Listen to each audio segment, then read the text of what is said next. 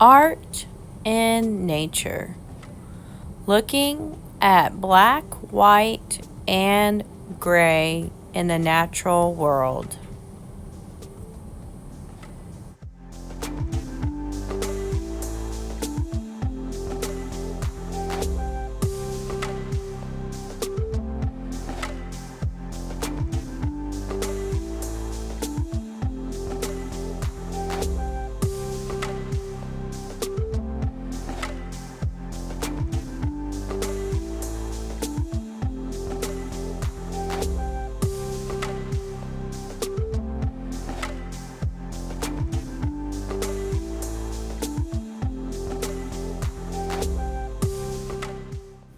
Before we jump into drawing our elephant, we're going to practice how to use the charcoal.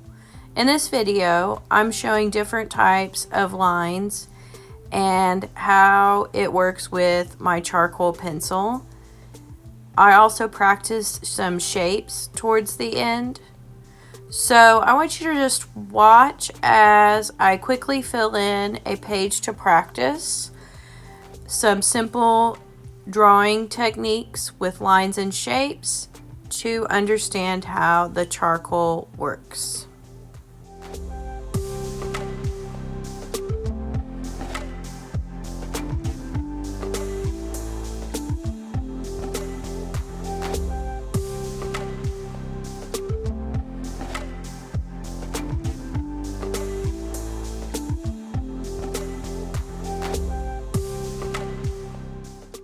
Our next step with our charcoal is to create a value scale. If you remember from our self-portrait project, we can make a value scale going dark to light. Here I am coloring in a very dark value with my charcoal pencil. Now I have pressed lighter to create a medium value of the charcoal, which starts to look a little bit more like gray. And then at the end, I'm pressing very lightly, which creates that light gray value.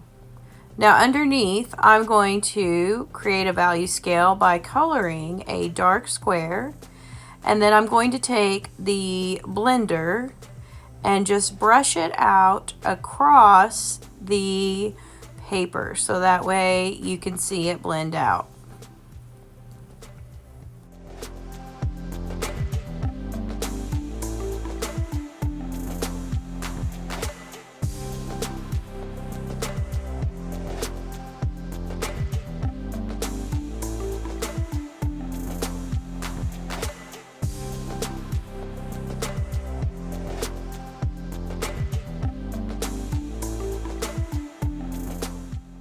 Now we'll be looking at our reference photos.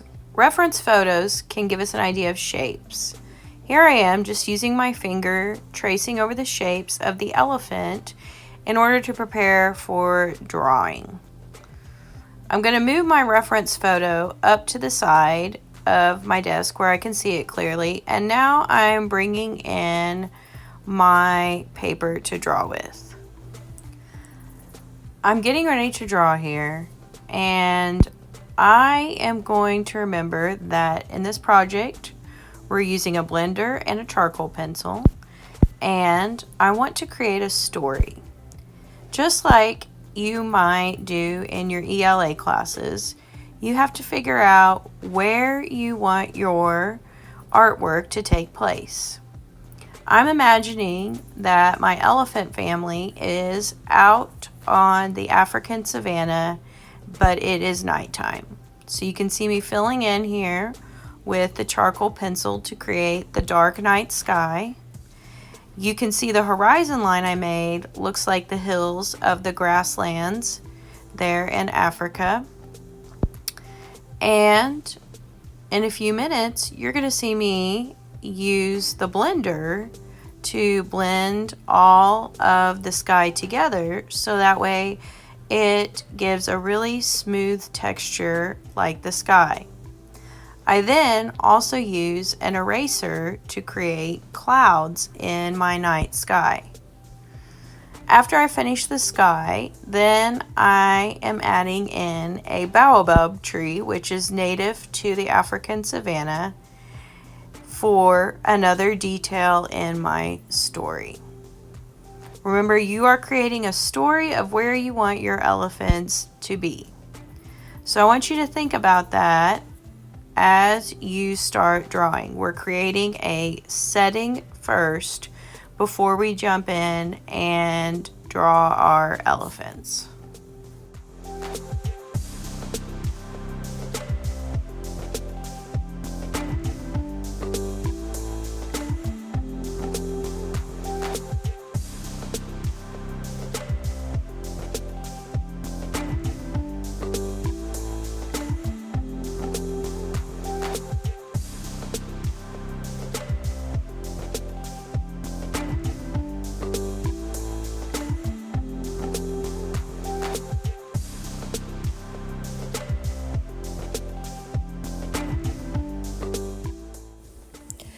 Now I am drawing the elephant. I'm making sure to think more about the shapes and lines I see in the reference photo than the fact that I'm actually drawing an elephant. If I think too hard about drawing the elephant, that's when I start to overthink things and focus in on the lines and say, that line doesn't look like an elephant, and I get worried about things and start questioning my drawing completely. I know it sounds strange to just focus on the lines, but that's what helped me create this elephant head with the tusks. I'm also using my reference photo to know where to place the shadows with the charcoal, so that way my elephant head has form. Yes, form. Remember, that is about three-dimensional objects, but it doesn't always have to be an actual three-dimensional object like sculpture. That's what's great about using something like charcoal to draw with. We can shade it in using the blender. We can go back in with our charcoal, retrace lines that we need to, or make things bolder or thicker, and it will actually look like a three-dimensional elephant. So form is not only just sculpture or building. Form can happen when you draw too, depending on how you use your materials. I'm going ahead and adding some of those wrinkle lines that I see and shadow lines on the elephant's head, just because this is going to do what's called anchor my drawing. This anchor point that I'm creating with the mama elephant's head is really the focal point. It's what's going to draw people who are looking at my artwork in. Once they look at the focal point of the elephant's head, then they can move to the other parts, like the elephant's body or the baby elephant that I want to add here in a little bit. As you are working with the charcoal, you can overblend, which means you make your lines really soft and it disappears. If you overblend, that's when you have to go back in with your charcoal and go back over what you just drew. Now, you can see I am blending a whole lot right here. That is because I want the charcoal to look more gray, because this is the elephant's body. And I do want to give whoever is looking at my artwork the impression of the gray elephant. Now, again, where I see the darker places in the reference photo, that's where I'm pressing harder to make a dark shadow. So it will almost look like black. Go ahead and start drawing your elephant. Remember, we're looking at the way the lines move and shapes versus thinking about it's an elephant and I have to draw an elephant. Just follow the curved lines that you see in your reference photo, and then you can start adding your shadows in based on what you see in the reference photo, and then before you know it, you're going to have an elephant on your paper.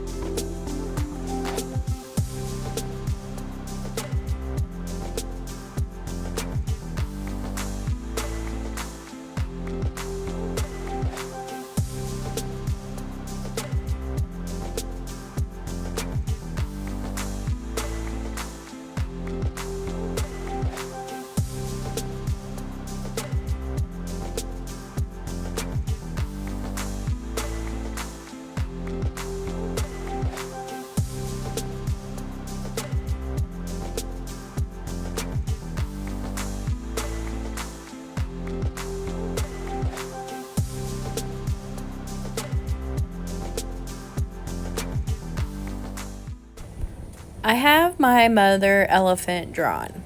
Now you can see the dark places that I colored really hard with my charcoal to give the black shadows. I'm just going back in here with a blender and going out to smooth some areas.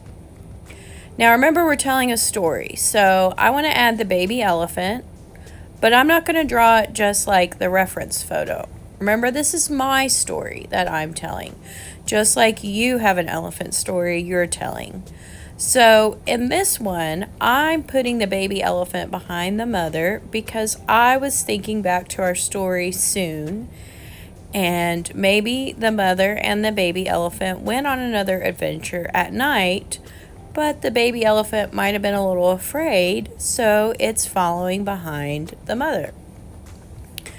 Again, you're working to tell a story through your artwork. What is happening to this elephant or elephants as you are drawing?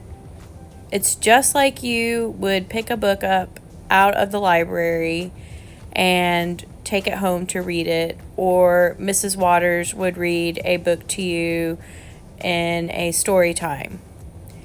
You are telling a story with your artwork. You're just not using words.